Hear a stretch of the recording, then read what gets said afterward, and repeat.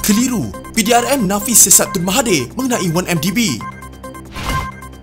Rupanya ini punca kenapa warisan tinggalkan Pakatan Harapan. Najib bengang, apa motif Mahathir cuba menipu? Perjanjian damai kerajaan pembangkang tamat Julai ini. Akhirnya Najib dan Anwar akan bertempur di atas pentas.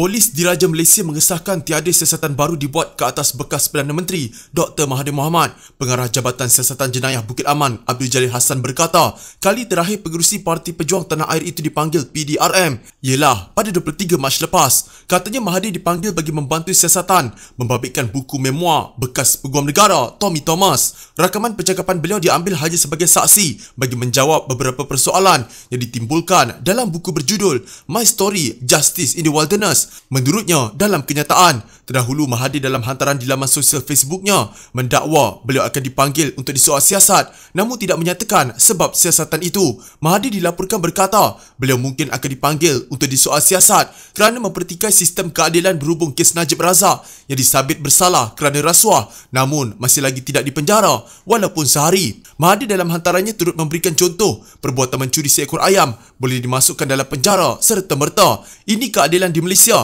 Curi seekor ayam masuk penjara serta-merta. Oleh itu curi berbilion didapati salah oleh mahkamah, bagi balik setengah bilion bebas. Bekas Perdana Menteri itu berspekulasi dengan mendakwa belum jadi tetapi boleh jadi. Saya agak-agak saja. Katanya beliau berkata, ya, saya akan dipanggil untuk soal siasat. Penganalisis politik berpendapat tindakan warisan yang menimbulkan kemarahan Pakatan Harapan seolah-olah sengaja dilakukan bagi membolehkan mereka menjauhkan diri daripada gabungan berkenaan. Awang Azman, Awang Pawi dari Universiti Malaya berkata, warisan kini dilihat lebih bersedia untuk mencari gabungan lain selain Pakatan Harapan untuk bekerjasama pada pilihan raya umum akan datang. Tindakan warisan menerima dua bekas wakil DAP menyebabkan hubungan dua parti itu semakin buruk. Begitu juga tindakan warisan bertanding di kawasan Pakatan Harapan pada pilihan raya negeri Johor yang lalu. Ia seolah-olah sengaja dilakukan bagi memastikan kemarahan pihak Pakatan Harapan dan membolehkan warisan serta pejuang bertanding dalam blok sendiri. Ini bermakna warisan dilihat lebih bersedia untuk mencari gabungan lain selain Pakatan Harapan untuk bekerjasama pada PRU akan datang. Katanya kepada portal FMT, katanya agak sukar bagi warisan memenangi banyak kerusi khususnya di Sabah sekiranya mereka tidak bergabung tenaga dengan mana-mana parti pada PRU akan datang. Warisan sukar memenangi banyak kerusi jika bergerak solo kerana musuhnya di Sabah akan pastikan mereka kalah teruk. Parti itu juga mungkin menganggap mereka terlalu kuat hingga cuba melebarkan sayap di Semenanjung, manakala di Sabah pula mereka kurang fokus kerana mengejar kerusi di Semenanjung, katanya. Sementara itu, Tony Paridi Bagang dari Universiti Teknologi Mara turut berpendapat bahawa warisan akan berdepan kesukaran jika tidak bekerjasama dengan parti atau pakatan politik lain. Bagaimanapun katanya, warisan pasti akan mencari atau membentuk kerjasama politik menjelang PRU nanti. Dalam PRU nanti sudah pasti matlamat utamanya untuk menang dan seterusnya berharap untuk membentuk kerajaan. Namun jika bersandarkan kepada satu parti sahaja, ia agak mustahil. Seperti sebelum ini, kerjasama politik pasti berlaku. Dalam kes warisan, ia pasti mencari dan membentuk kerjasama strategik dengan mana-mana pakatan politik sama ada dengan Pakatan Harapan atau sebaliknya, katanya. Ahli Parlimen Pekan Datuk Seri Najib Razak menasihatkan Ahli Parlimen Langkawi Tun Dr. Mahathir Mohamad supaya tidak melemparkan tomahan dalam bulan Ramadan ini. Najib mengulas kenyataan terbaru Mahathir yang dipaparkan di media sosialnya yang menyentuh mengenai dirinya. Beberapa media melaporkan dalam hantaran itu, Mahathir berkata beliau mungkin akan dipanggil untuk disoal siasat kerana mempertikaikan sistem keadilan berhubung kes Najib. Tak elok untuk buat tomahan palsu dalam bulan Ramadan ini. Dia tuduh dia dipanggil polis sebab Najib. Tapi faktanya ialah dia dipanggil atas siasatan berkenaan pendedahan dalam buku Tommy Thomas, kata Najib ringkas. Dalam hantarannya, Mahathir berspekulasi dengan mendakwa dia mungkin akan dipanggil untuk disiasat. Belum jadi, tetapi boleh jadi. Saya agak-agak sahaja, katanya. Mahathir kemudian menambah, Ya, saya akan dipanggil untuk soal siasat. Di Malaysia ini satu tekanan yang menakutkan. Tutup mulut, tutup telinga. Awak okey. Bagaimanapun kenyataannya segera dinafikan oleh pengarah Jabatan Siasatan Jenayah Bukit Aman, Datuk Seri Abdul Jalil Hassan. Abdul Jalil berkata, setakat ini pihak polis tidak melakukan sebarang siasatan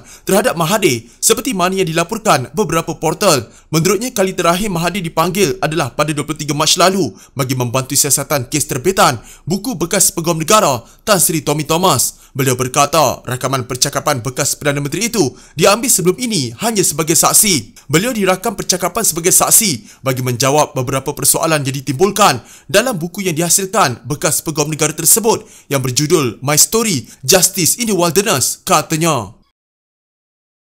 UMNO berpandangan tempoh perjanjian persefahaman MOU yang dimeterai antara kerajaan dengan pembangkang tidak perlu disambung. Bahkan Presidennya Datuk Seri Ahmad Zaid Habibie berkata, tempoh berakhir MOU itu cukup setakat tarikh yang dipersetujui sahaja bagi menghormati perjanjian tersebut. Kata beliau, UMNO menerusi Perhimpunan Agungnya baru-baru ini telah membuat ketetapan bahawa pilihan raya umum hendaklah diadakan mengikut MOU yang telah ditandatangani. Dalam perjanjian itu, kedua-dua menetapkan waktu yang ditentukan ialah pada akhir Julai dan tarikh selepasnya. Bagi menghormati MOU itu, kita tidak mahu adanya MOU 2.0 lagi. Cukuplah setakat yang ditandatangani pada 13 September lalu sahaja, katanya yang dipetik UMNO Online. MOU itu merangkumi 6 perkara, iaitu pemerkasaan pelan wabak penyakit berbahaya, transformasi pentadbiran dan pembaharuan parlimen, kebebasan institusi kehakiman, Perjanjian Malaysia 1963 dan pembentukan jawatan kuasa pemandu. Kerajaan juga bersetuju tidak akan mengusulkan pembubaran parlimen sebelum 31 Julai tahun ini. Menurut Ahmad Zahid, dalam ucapan penangguhan Presiden, Timbalan dan Naib Presiden pada Perhimpunan Agung UMNO itu,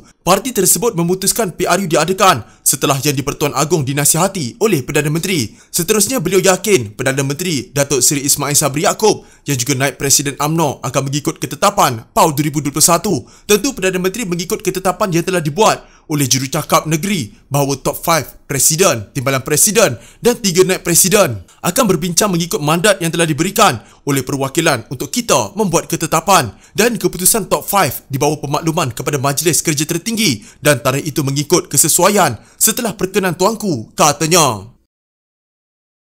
Presiden PKR Anwar Ibrahim berkata pihaknya dalam proses menyelaraskan waktu yang sesuai untuk berdebat dengan bekas Perdana Menteri Najib Razak berhubung isu Sapura Energy Berhad. Anwar berkata pengarah komunikasi PKR Fahmi Fazil telah diminta untuk membuat penyelarasan dan pihak Najib berhubung perkara itu. Dia juga telah diminta berbincang dengan pihak media terkait liputan penganjuran debat tersebut yang bagi saya harus disiarkan secara meluas, katanya dalam hantaran di Facebook. Najib menyatakan persetujuan untuk berdebat dengan Anwar setelah pengerusi Pakatan Harapan itu menyahut cabaran tersebut. Najib turut meminta agar Anwar dan pemimpin PKR Rafizi Ramli mengadakan debat itu disiarkan secara langsung, dan beberapa agensi media dilaporkan sedang berbincang untuk menganjurkan acara itu. Anwar menerima cabaran itu dan berkata pendiriannya kekal tidak berubah sejak pertama kali mencabar Najib untuk berdebat mengenai ekonomi lebih sedekat lalu yang akhirnya tidak berlaku. Sapura Energy ialah syarikat senarai awam yang telah menerima pelaburan besar daripada syarikat milik kerajaan,